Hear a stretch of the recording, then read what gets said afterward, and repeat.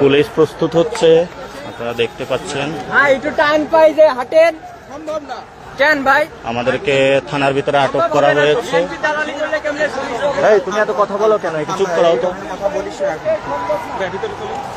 এই যে দেখেছেন সবাই দৌড়ে আসতেছে।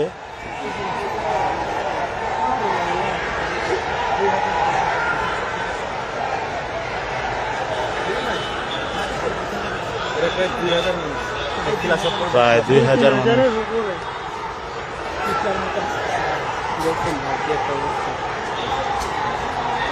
এটা হলো ঠিক আমরা এমন একটা জায়গায় আছি যেখানেই ডিসির বাসভবন এবং আইন মন্ত্রীর এলাকা, যেখানে আইনের শাসন দেখেন।